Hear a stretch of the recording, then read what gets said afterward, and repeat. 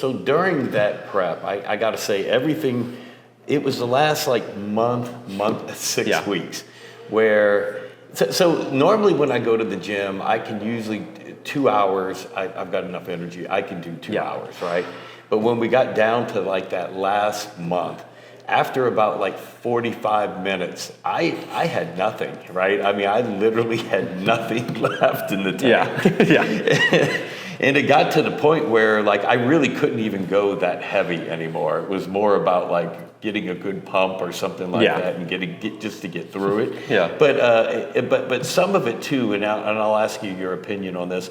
I wanted to make sure that I went to the gym every time, at least got something, because in my mind I kept thinking, if I'm not stimulating the chest, for example, on that day, as my body, as I'm dieting and I'm in a calorie deficit, the body's looking for energy from something.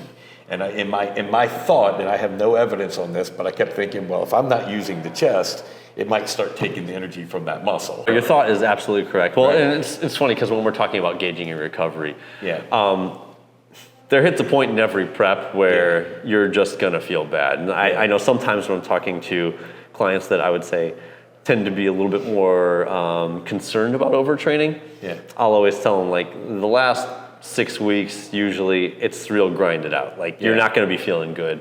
Once you get to a low enough level of body fat, your body is uncomfortable from a physiological standpoint.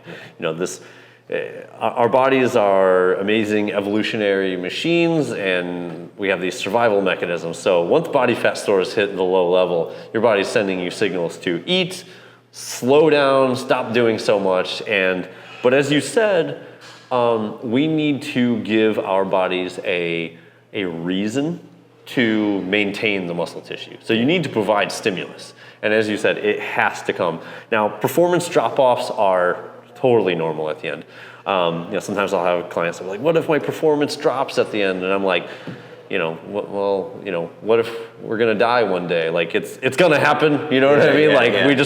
We wanna put it off as long as we can, right? It's just like, we wanna put it off. You need to fight like hell to not let it happen. Right. But it's gonna happen eventually. Just try to put it off as long as you possibly can. And then once the performance drops come, how do you keep it as high as possible? The body needs a reason. When you're in such a depleted, dieted, low body fat state, the body needs a reason to maintain that muscle tissue. So you need to provide stimulus to give it that reason. Yeah. Well, one of the things I kept doing too towards the end is I would split meals, and I believe I told you that. Yeah. Like I would take the same breakfast but eat half, like one here and then about an hour and a half later, and then I would eat the next meal an hour and a half after that. Something about going about every hour and a half kept me going a little bit better. It just not as hungry, not as crazy. But I would always have to schedule everything around a meal. Like if I wanted to go grocery shopping, I would eat first, and then I got about 45 minutes before the bad decisions start to come in. Right. Same thing. Like I would make sure like I ate, and then I better start lifting within like 30 minutes of that meal, or I'm just not going to be able to get it done. It's just the weakness, the hunger, everything just kind of, I just always had to structure my meals around pretty much anything I did. If I were taking my kid to school, like dropping him, I would make sure I ate right before I got in that car. You're like, I gotta call my mom. I better eat a meal before I do this.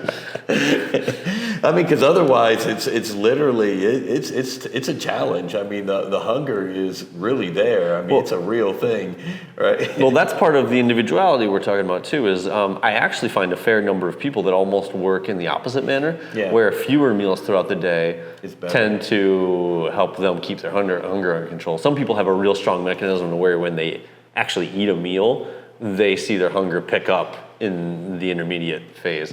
And so some people, they're like, I would prefer to eat only 4 meals a day. And usually I would say if you're eating between like 4 and 7 meals a day, you're probably, covered. But I wouldn't suggest dropping below 4 meals for muscle growth and maintenance standpoint. But so like that's part of the individuality, it's like, that's where and that was one of the biggest things over the course of my coaching career is like in the early stages, learning what to put into the hands of the clients and what to take out of. Right. You know, in the early stages of my coaching career, I would be like, I want you to eat exactly this many meals, and then I would find some of my clients were like, I feel great, and other of my clients are like, I'm dying over here eating exactly this many meals. So then it was like, okay, why don't you find what works best for you and let's roll with it. Well, one other time I made this mistake is like, so I found when I get very hungry, I end up drinking a lot more water and liquids, but I wasn't adding enough salt. So it was one of those deals to where, like, because I was hungry, I was drinking more water. Flushing all the sodium out. Then it made everything even worse. And so then I almost found that I had to like over salt all my food and all that stuff during that time, or take electrolyte tablets and stuff like that, just because I was physically drinking so much water.